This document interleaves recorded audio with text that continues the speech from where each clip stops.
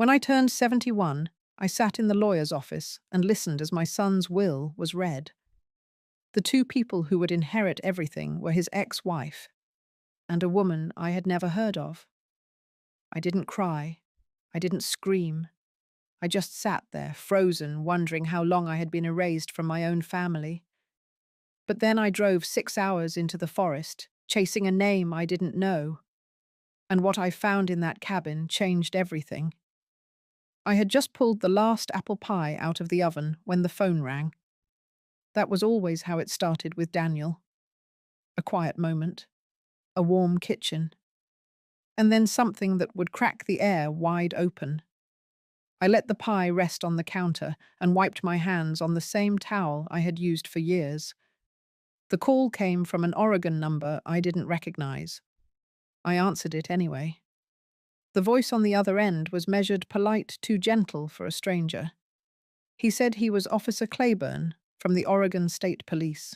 Said my son had been found at the scene of a single car accident just outside Medford. Said it was instant. No pain, no foul play, just a quiet curve on a wet road that gave out beneath him. I stood there staring at the steam coming off the pie. The towel was still in my hand, clutched so tightly I couldn't feel my fingers. I didn't ask for more.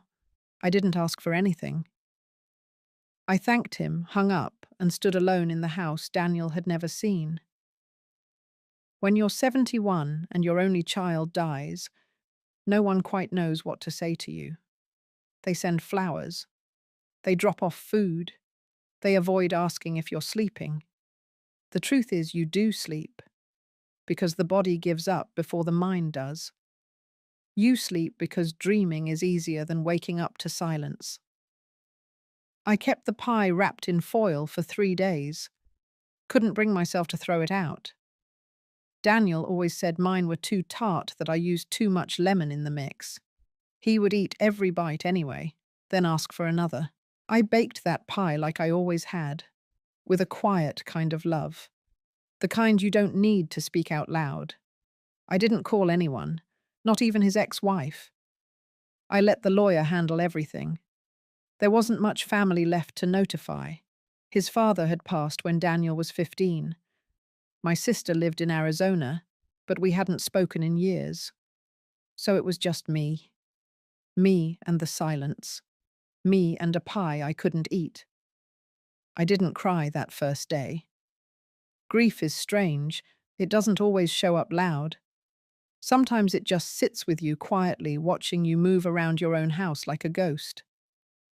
That night I slept on the couch with the TV on low just to hear voices. I watched a show about wild horses in Montana. One of them had a white stripe down its face that reminded me of Daniel's childhood dog. Funny the things your mind reaches for when it wants to feel something familiar. The next morning I made coffee, fed the birds, and waited for the call from the attorney.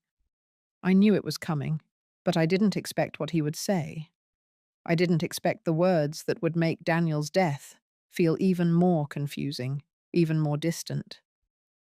I didn't expect my son to have secrets, and I didn't expect my name to be missing. Not once, not even in passing. The lawyer's office smelled like lemon polish and old carpet. I sat in a chair that was too soft for its own good, across from a man named Carson Bell. He looked about my son's age, neatly dressed, wore a watch with a leather strap, and spoke with that tone people use when they're afraid the next thing they say might break you. He opened a file, said a few formal words, confirmed the time of Daniel's death and the jurisdiction of the estate. I nodded. I had nothing to add. My hands stayed in my lap. My purse sat by my feet like it knew not to speak either. Then he began reading the will. The first name didn't surprise me. Rebecca Hargrove, Daniel's ex-wife. They had been divorced 5 years now, but I knew he still sent her birthday cards and made sure the mortgage on her house was paid. That was Daniel. Even when things went bad, he tried to make them hurt less for other people. She was listed as beneficiary to his life insurance policy. $420,000. A clean round number. The second name came right after. Elsie Santiago. She would receive the house in Ashland, his investment account, and full rights to what the document called sentimental property. I didn't recognize the name, not even a flicker of familiarity. Carson paused, looked up like he expected me to say something. I didn't. I waited. My throat had gone dry somewhere between Elsie and Santiago. He went on to list other items: a storage unit in Grants Pass, a vehicle, some medical equipment, a few charitable bequests. None of it had my name on it. Not even the box of vinyl records Daniel and I used to listen to on rainy Saturdays. Not even the cookbook he stole from me at age 15 and never gave back. When he finished, Carson folded his hands and asked if I had any questions. I shook my head. He asked if I wanted a moment alone. I told him I would take a copy of the will and leave. Outside, the wind had picked up. I stood by the curb with the file pressed against my chest. People walked past with coffee cups and open calendars. Life didn't pause just because someone's heart gave out on a rainy road. My knees ached, but I didn't sit. Back at home, I spread the will across the kitchen table, read it twice, then a third time.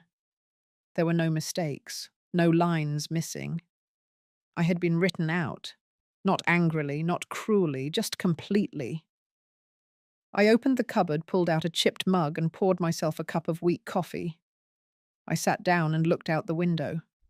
The bird feeder was still swinging from the wind. Somewhere out there was a woman named Elsie Santiago, and for some reason my son had given her the parts of himself I thought only I knew. I didn't cry. Not yet. There was something about seeing your name absent from a legal document that once would have listed you first. It was a different kind of grief. Not louder, just deeper, more settled. The pie was still on the counter. I threw it out that night, wrapped it up tight, walked it out to the bin like it was something dangerous, something better gone. Daniel never mentioned Ashland, not once. Not in phone calls, not in holiday cards, not in the handful of visits he managed each year. He talked about his patients, his morning runs, the new espresso machine he hated to admit he loved. But not a word about a second home. Certainly not a woman named Elsie Santiago. I sat at my dining table with the will on one side and a roadmap on the other. Ashland sat nestled near the bottom corner of Oregon, surrounded by pine and quiet. A long way from Tacoma, not just in miles. I traced the highway down with my finger, noted the rest stops, circled Medford. That was where the accident report had come from. That curve in the road just west of town. I folded the map, tucked the will into my bag, and packed an overnight bag without looking too closely at what I threw in. The drive south was quiet straight. Trees widened along the highway, and the sky got deeper the further I went.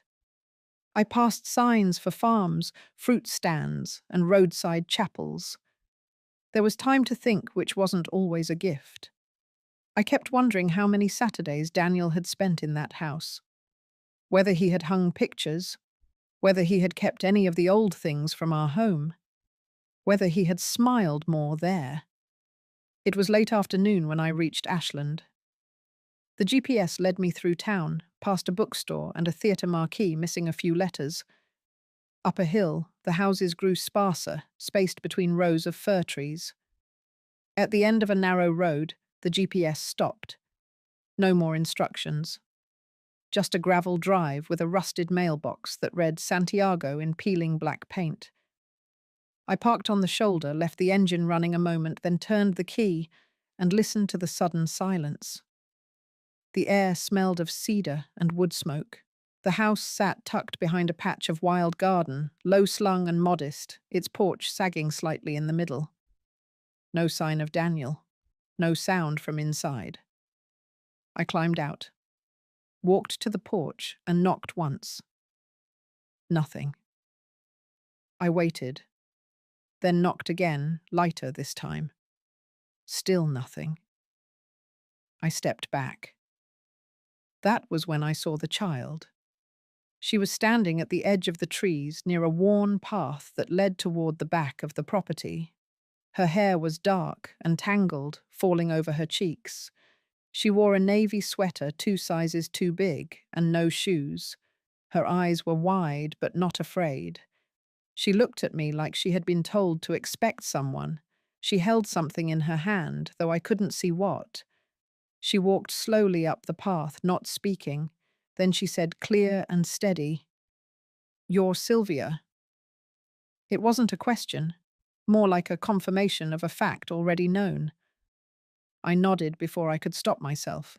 She stepped closer and looked me over head to toe like she was checking if I matched a picture. My dad said if you came, I should hug you. So I did. She wrapped her arms around my waist, small and certain. Her cheek pressed against my coat. I didn't move. I couldn't. My hands hung at my sides, useless. The hug didn't last long. She let go and stepped back, eyes still on me. He said you had soft hands and smelled like cinnamon. He said your stories had quiet endings. I opened my mouth to speak, but nothing came out. Then the door opened behind us. A woman stepped onto the porch, one hand on the frame, the other holding a folded blanket. Her face was pale, her hair pulled back into a low knot. She looked at me without surprise, without welcome. "I'm Elsie," she said. That was all. Then she stepped aside, leaving the door open behind her, and disappeared into the house. The inside of the house smelled like pine, and something faintly sweet, maybe, from the wood-burning stove or the bread cooling on the counter. It was clean, but lived in. A child's sweater hung on a hook by the door. A basket of folded laundry sat half-finished near the couch. Books were stacked along the window ledge in uneven piles. Not a house prepared for guests. A house caught mid-breath. I stood in the doorway, unsure if I was meant to follow. Elsie had disappeared down the hallway without a word. The little girl walked past me like she belonged there, which of course she did, and curled up on the couch with a stuffed animal tucked under one arm. I stayed near the door. Part of me still expected someone to ask me to leave, or at the very least explain why I had come. But no one asked. No one offered tea or a chair. Silence filled the room the way wind fills tall grass. Soft, uninvited, and everywhere. Eventually Elsie returned. She had changed into a fresh sweater and pulled her hair back tighter. She sat in the armchair across from the couch and folded her hands in her lap. She looked younger than I expected. Early 30s, maybe. Her face was pale but steady. "He told me you might come one day." That was all she said. No preamble, no apology, just a simple sentence that hung in the air. I didn't answer. I didn't know how. She reached over to the end table and picked up a framed photo. It was Daniel, maybe 2 or 3 years ago, standing outside that same cabin smiling at something off camera. The girl was in his arms, laughing, one sock missing. His other hand rested on Elsie's shoulder. He looked happy, not just smiling, but whole. "We didn't mean to keep her a secret," Elsie said. Still she was. "I know," she said. The girl began to hum softly on the couch, running her fingers through the mane of her stuffed horse. Elsie watched her for a long time, then turned back to me. "Daniel didn't want you to carry this. The worry, the pain. He said losing your husband nearly broke you. He was afraid if you knew about the baby and her condition, it might undo you completely." I sat down then, not because I wanted to, but because my legs gave out in quiet stages. I gripped the edge of the coffee table to steady myself. My throat felt tight. My hands cold. What condition? Her heart. She has a ventricular septal defect, a hole between the chambers yours. Not uncommon, but hers is more complicated. It requires monitoring. Possible surgery. Daniel understood the risks. He'd seen the charts. He knew what the next years would look like. He lived here. With you, this whole time. 6 years. The words landed harder than I expected. 6 years. That meant birthdays, holidays, whole seasons I never knew existed for him. A life parallel to mine unfolding in a different direction. He left medicine, I said. Yes. Quietly. No announcement. He told everyone he was taking a sabbatical. He never went back. Did he still? He still loved you, Elsie said. He didn't stop. He just didn't want to put another weight on you. The girl had fallen asleep on the couch, her small face half buried in the pillow. One arm dangled off the edge, fingers curled loosely. I had imagined something ugly when I drove down here. Betrayal, a secret affair, a child born out of mistake or accident. What I found was quieter, sadder. He had loved, he had chosen to protect, and in doing so he had shut the door without ever slamming it. That might have hurt more. I didn't stay long that first evening.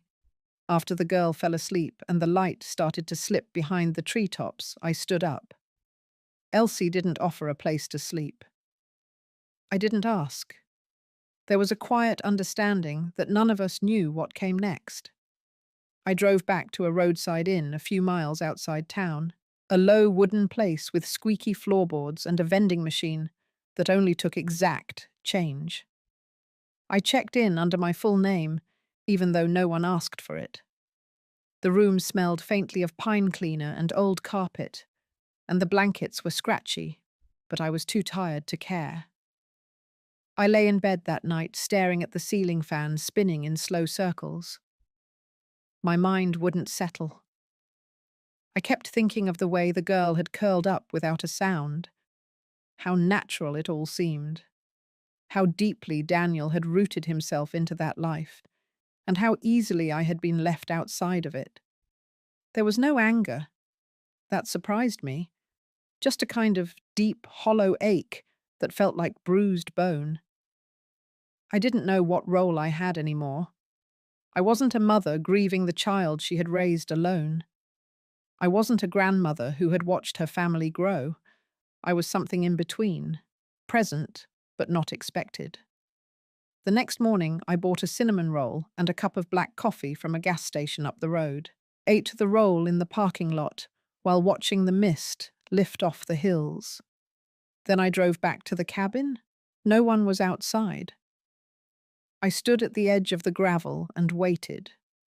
The little girl appeared first, standing on the porch with one shoe on and a piece of toast in her hand. She waved without words. I lifted my hand in return.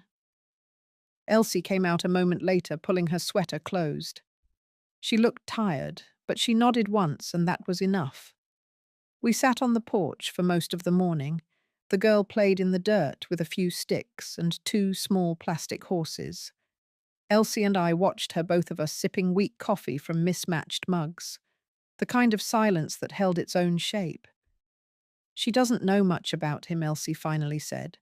Just stories, pictures, things I've told her. He didn't want to confuse her with half-truths or names she couldn't place. I understand, I said, and I did, more than I wanted to. She's strong, has to be.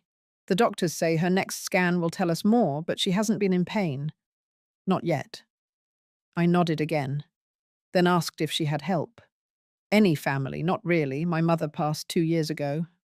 No siblings, just us. And a nurse who comes every 2 weeks to check vitals. Sometimes a neighbor helps when the snow gets too heavy. I looked at the girl. She had found a pine cone and was trying to balance it on the back of one of the horses. She was humming something tuneless and light. He taught her to whistle, Elsie said. Couldn't help himself. Said it was one of the first things he ever learned from you. I felt something tighten behind my ribs, a strange pressure, sharp and old. I didn't come here to interfere, I said. I know. I didn't come to claim anything. I know that too. But I think I need to come back tomorrow. Elsie looked at me then, fully, like seeing me not just as Daniel's mother, but as someone who might be staying longer than expected. She didn't smile, but her face softened. All right, she said. We sat there a while longer. No more questions. Just the rhythm of a child's play and two women who had loved the same man in two different lifetimes. The next morning I brought banana bread, still warm, still in the pan. I had baked it in the tiny oven at the motel, half guessing at the temperature, hoping the old settings hadn't shifted too far off over the years. The top came out darker than I wanted, but the smell held steady. Butter brown sugar and something faintly familiar. I wrapped it in a towel and drove back up the gravel road. The girl saw me first again. She was sitting on the steps with a small tin lunchbox open beside her, sorting rocks by colour. When I parked, she lifted one of them in the air like a trophy, then dropped it back in the box and waved. Elsie opened the door before I could knock. Her eyes went straight to the bread. That smells good, she said. It might be a little overdone, I said, but it's yours if you want it. She stepped aside to let me in. The house looked the same as the day before, just lived in a little deeper. A sock on the floor, a mug on the sill, the normal rhythm of people who are trying to get through the week. I sat at the same spot on the couch while the girl darted between the window and the toy box. Elsie moved through the kitchen, slicing the bread without speaking. The quiet didn't feel strained anymore, just necessary. When she brought over 2 plates and mugs, she hesitated before sitting down. I want you to know something, she said. Daniel talked about you, not in long stories, but in pieces. He said you used to fix things when no one else could. Cabinets, hearts, bad moods. He said you were the one person who could make a kitchen feel like home. I looked down at the plate. Steam still floated off the slice. I had made it the way I always had. No nuts, a little cinnamon, the same way Daniel liked it when he was young. I didn't know how much he needed you, she said, until it was too late to give him more. I didn't answer. There was nothing to say that wouldn't feel too heavy for the moment. He didn't want to burden you with this life, she said. The appointments, the specialists, the not knowing. He told me once that after your husband died, a part of you went quiet, that he was afraid if he added more grief to you, it might take you under. She stood up, then pulled open a drawer near the table and came back with a folded paper. It's her chart. Medical summary. I thought you should know the truth. I unfolded it with slow hands, familiar words. Terminology I hadn't read in years. Holes between chambers, irregular flow, surgical risk. But also notes in the margins, Daniel's handwriting, his diagrams, the same pen marks he used on his school papers when he was 12. Circle, underline, asterisk. His way of managing the unknown. He took notes on everything I said. He did, Elsie said, even on how many hours she slept, even on which side of the bed made her breathing easier. I folded the paper carefully and handed it back. She needs regular care, I said. We're trying, I know. We sat in that room until the clock ticked past noon. The banana bread disappeared slice by slice. The girl fell asleep under a blanket on the rug, one hand still curled around a plastic horse. That afternoon before I left, I stood by the window looking out at the yard. There was a row of small wooden stakes in the garden, each one painted a different colour. I realized they marked something, or maybe someone, and for the first time in years, I understood what it meant to witness a life from the outside and want to be let in, not to fix it, not to own it, but simply to be part of what came next. The letter came 3 days later. White envelope, thick paper, the return address, stamped from a law firm in Portland. Elsie found it in the mailbox and handed it to me without a word. I opened it on the porch with the morning sun still low and the sound of birds rustling somewhere in the trees. It was from the attorney representing Rebecca's family, Daniel's ex-wife. The letter used phrases like intent to contest and improper beneficiary. They were planning to challenge the will. Said the inclusion of Elsie and her daughter was based on emotional manipulation. Claimed Daniel had not been of sound mind at the time of revision. Claimed the child had no legal standing as next of kin. Elsie didn't speak while I read. She sat beside me on the top step, arms wrapped around her knees. When I was done, I folded the letter once clean and straight and held it in my lap. Rebecca had always been polite, the kind of woman who sent thank you notes and brought side dishes in covered glass. Even after the divorce, she and Daniel stayed civil. I thought she had moved on. Now I wasn't sure she ever let go of the idea that his life was still supposed to run parallel to hers. They think they can erase her, Elsie said finally. Her voice was flat, not angry but tired. They're going to try, I said. The next week moved in quiet inches. Elsie called the attorney Daniel had used to draft the will. He was still practicing, still sharp. He assured her they had a case, but it might get messy. Family disputes always did. The girl didn't understand what was happening. She colored pictures at the table, chased bugs near the fence line, asked when we could bake cookies again. Elsie smiled when she asked, said soon, and then went to the bedroom to cry, where the girl couldn't hear. One afternoon I stood in the hallway looking at the framed photos on the wall. One of Daniel and the girl sitting on a blanket under the trees eating orange slices. One of him hammering a nail into a garden bed, the girl watching from a few feet away with a plastic shovel in her hands. His handwriting labeled the back of each one. Dates, locations, notes on the weather. I remembered how careful he had always been with names. How he never labeled things he wasn't sure would last. The fact that he had written her name on the back of each picture told me everything. The attorney for Rebecca's family filed the first motion 2 days later. Claimed Daniel had been under undue influence, that his choices were clouded by romantic involvement, that Elsie had isolated him, prevented him from staying in touch with his rightful family.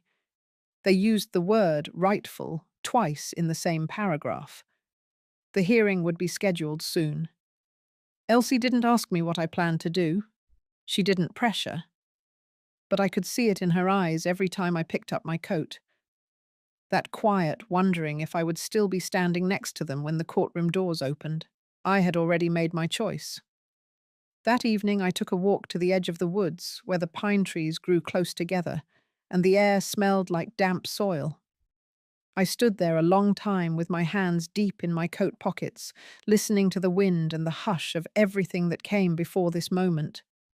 Then I went back inside and sat down at the table with Elsie. I told her I would be staying through the hearing. I told her I would speak if asked. I told her I had no interest in fighting anyone, but I would not let them erase the only piece of Daniel still breathing in this world.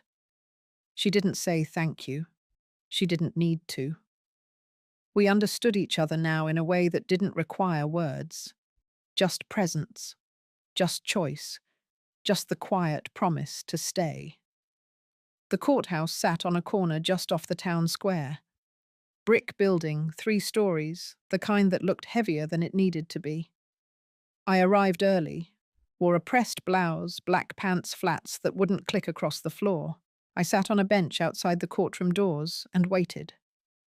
Elsie arrived 15 minutes later holding the girl's hand. She wore a grey sweater, simple and clean. The girl had a braid down the side of her head, tied with a red ribbon. Her boots didn't match. One had a faded star, the other a tear along the heel. She looked calm, though I could see her fingers twitching against her side. We didn't speak. The lawyer came out to greet us. A man in his 60s, slow-moving but alert. He walked Elsie through what to expect. Short hearing, statements, initial evidence review. No decisions yet, just the first step. The opposing counsel arrived next. Rebecca came with them. She wore a dark green coat and carried a folder under her arm. She didn't look at us. Her shoulders were straight, her lips drawn in tight. Behind her was her sister, someone I barely remembered from years ago. They stood together like two matching pieces. When they called us in, the room felt colder than the hallway. Wood paneling, high windows, a few rows of pew-like benches. We sat at the front to the right, Rebecca and her side to the left. The judge entered. Female, late 50s eyes, sharp behind thin glasses. She asked for clarity on the dispute. Rebecca's attorney read a prepared statement, argued that the will had been altered improperly, claimed emotional manipulation, suggested Daniel had not been mentally stable due to his isolation and sudden withdrawal from medical practice.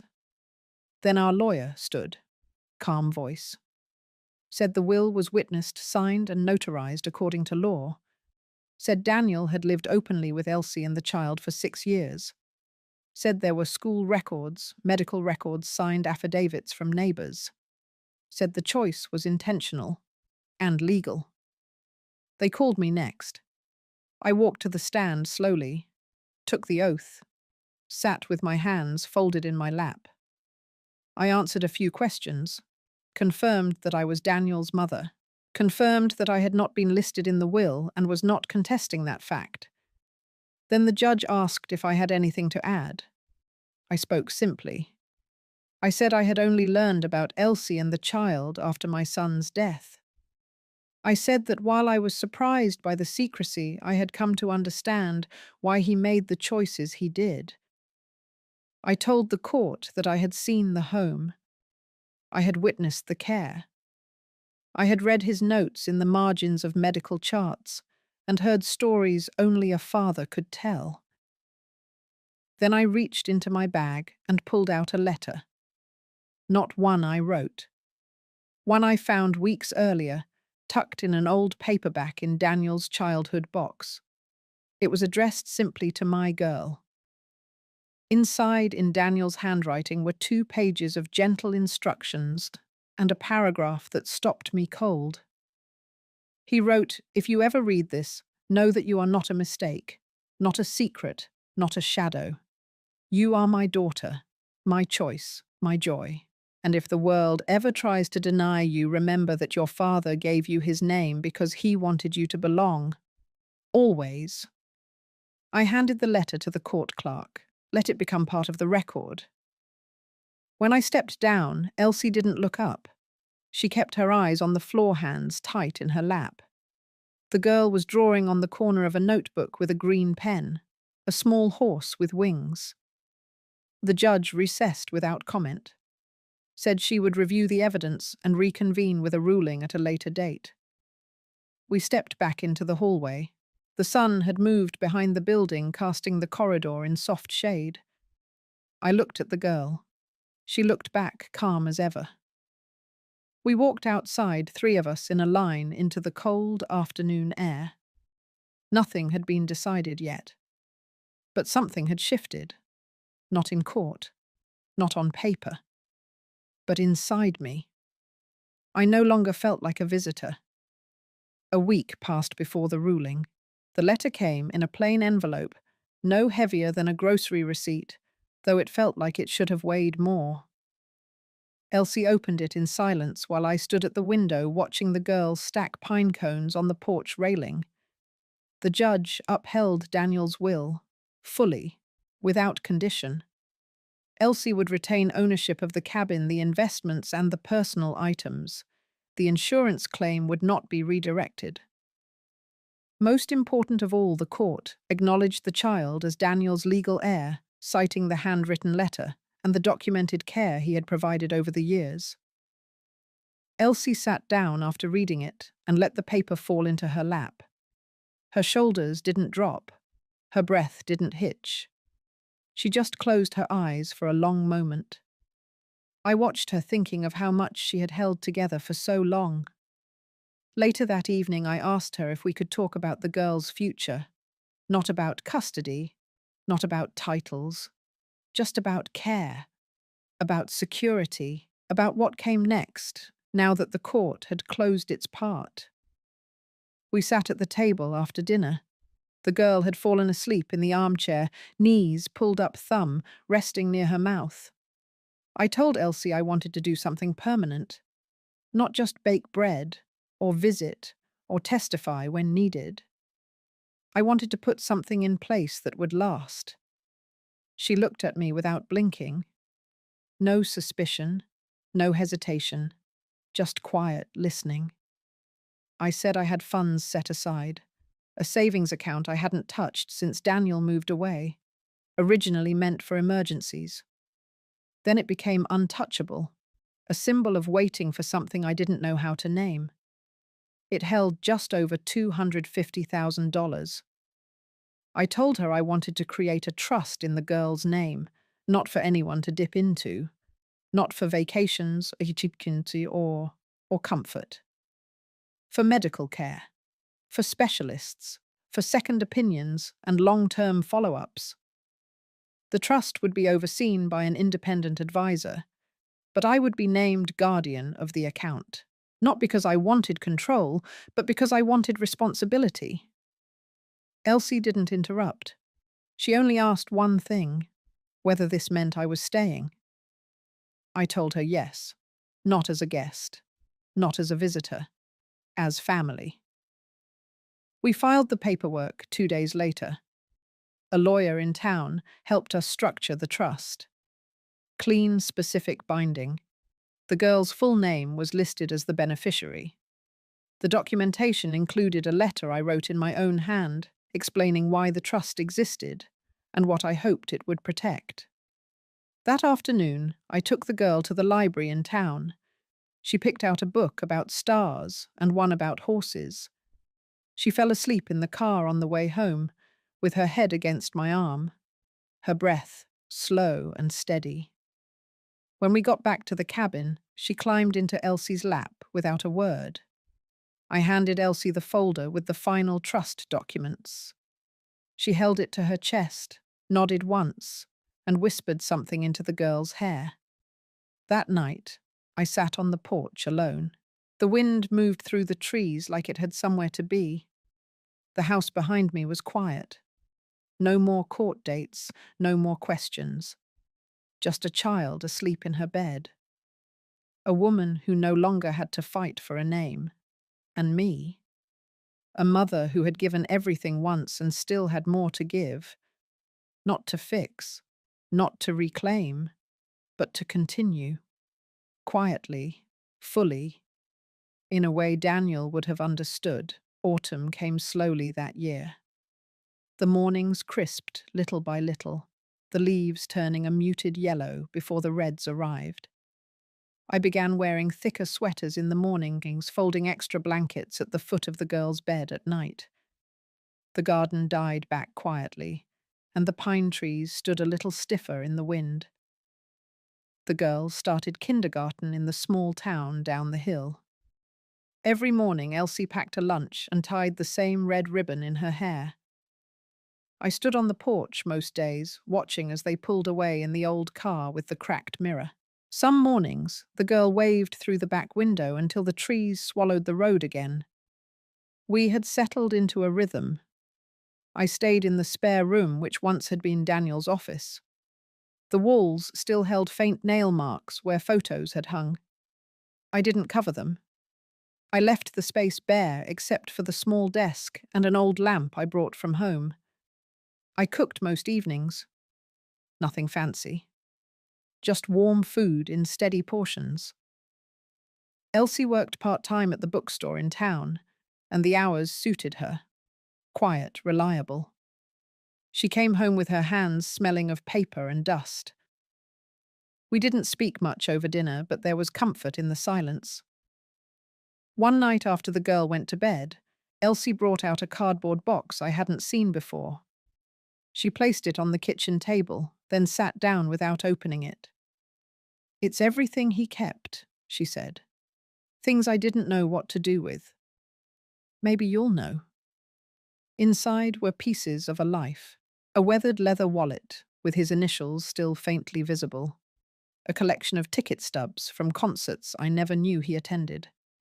A pack of recipe cards, in his handwriting, most of them for soups. Photos, some from his college years, others more recent. None of me. I didn't take it personally. Daniel had created two lives, one rooted in memory, the other built on distance. It was not a rejection, just a shift I hadn't seen coming. Near the bottom of the box was a smaller envelope, my name written in the corner in his handwriting. Not Mum, just Sylvia. I opened it slowly. Inside was a letter, short, tidy. His words clipped, careful, but filled with something I hadn't felt in years. He wrote that he had made choices I might not understand, that he had carried guilt for not telling me about Elsie and the child, that he had been scared, not of me, but of hurting me again. He remembered the months after his father died, the silence, the way my hands shook when I thought no one was looking. He said he didn't want to add more weight. He closed with a line I read 3 times before I folded the letter. "You taught me that love is what you build when no one is watching." I placed the letter back in the envelope and returned it to the box. I didn't need to read it again. It had already settled somewhere deep, a quiet space I hadn't known was still open. That night, I stood at the edge of the porch and looked out toward the trees. The wind was colder now, the sky clear. The stars had come back faint and steady. I stood there a long while thinking not about what I had lost, but about what had stayed. Some grief never softens. Some absences remain loud. But sometimes in the middle of it all, something quiet and whole begins to form. Not to replace what was gone, but to remind you that love once rooted can stretch far beyond the life that planted it. The article ran on a Sunday. Small feature bottom half of the local section. A photo of the girl in her schoolyard, laughing as she reached for the monkey bars. The headline read, "Local family receives quiet gift." Beneath it, a few paragraphs told the story of the medical trust, the court decision, and the grandmother who stepped forward when things could have unraveled. I hadn't asked to be interviewed. The reporter had spoken to the lawyer, pieced things together from public records, and filled in the rest with polite assumptions. They spelled my name right. That was enough. By noon that day, a few neighbors had stopped by. One brought a plate of cookies, another offered a winter coat they no longer needed. No questions, no pity, just presence. One woman, maybe late 60s herself, pressed my hand and said, "What you did was right." I didn't ask what she meant. We both understood. Elsie kept the paper folded neatly slipped between 2 books on the shelf. She didn't say much about it. Neither did I. We didn't need the world to clap. We only needed the world to stay out of the way. That week, the school nurse sent a note home. The girl would need a full cardiac scan before the holidays to update her medical file. I offered to take her. Elsie had a shift at the store. We didn't make a big thing out of it. We drove in silence most of the way. The girl stared out the window, humming under her breath. I had packed a peanut butter sandwich and 2 apple slices for afterward. I had remembered to bring her favorite socks, the ones with tiny foxes in case the room was cold. At the clinic, the technician was kind. She explained each step in plain words, let the girl squeeze a soft dinosaur while the monitor beeped quietly. I sat beside the bed and watched the screen. I didn't understand what I was seeing, but I watched anyway. Afterward, as we walked back to the car, the girl reached up and took my hand. No words, just fingers wrapping around mine, small and steady. Back at the cabin, Elsie had lit the fireplace. She met us at the door, took one look at her daughter's face, and knew everything was fine. I handed her the packet of papers. She nodded, slid them into the drawer, and returned to stirring the pot on the stove. Later that night, I stepped outside with my tea and sat on the porch swing. The air had turned cold enough to sting the tips of my fingers. Across the yard, the trees stood still under the weight of early frost. Inside, I could hear the low rhythm of a child's voice reading out loud. I had once imagined the end of my life would be quieter, smaller, maybe an apartment somewhere with a view of a parking lot, meals for one, phone calls on Sundays that lasted less than 10 minutes. Instead, I had a room filled with children's books, mismatched cups, a coat rack that always had something drying on it, a calendar with school events circled in red. I hadn't expected this version, but it had found me. Not loud, not fast, just patiently. That evening, I didn't think about loss. I thought about continuity, about what carries on without asking, about what love looks like when it isn't owed but offered, what stays when no one is looking. The first snow came early that year, light at first, then steady, layering the trees in quiet white. I stood at the window that morning, mug in hand, watching the girl press her fingers to the glass and trace tiny circles into the fog. Behind her, Elsie folded blankets and set out the winter boots near the fire. We didn't talk much that day. Snow does that. It hushes everything, even the spaces inside you. I spent most of the morning in the kitchen peeling apples for pie. The girl sat at the table drawing. She said nothing, just handed me each finished picture as if it were an offering. By late afternoon, the house had that smell I remembered from years ago, butter cinnamon and something warm you can't quite name. I pulled the pie from the oven and set it on the counter. Steam rose in slow ribbons. The girl stood beside me, small and quiet. "This is how Daniel liked it," I said. "Not too sweet." She didn't answer. She didn't need to. She reached up and touched the edge of the pie dish with one finger, then leaned her head against my side.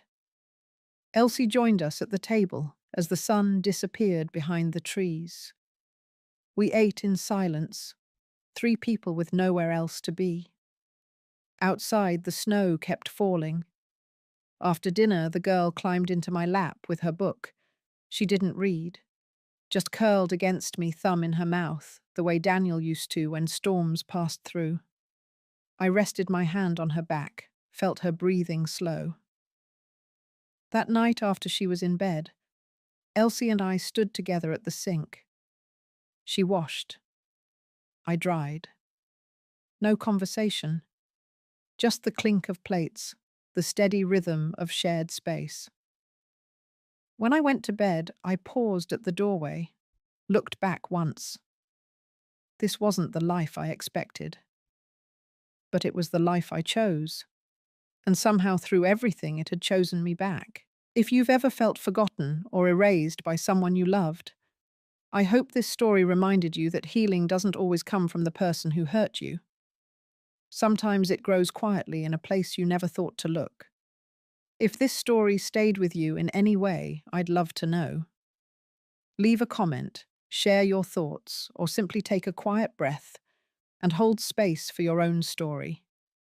We're all trying to find our way back to something or someone, maybe even ourselves.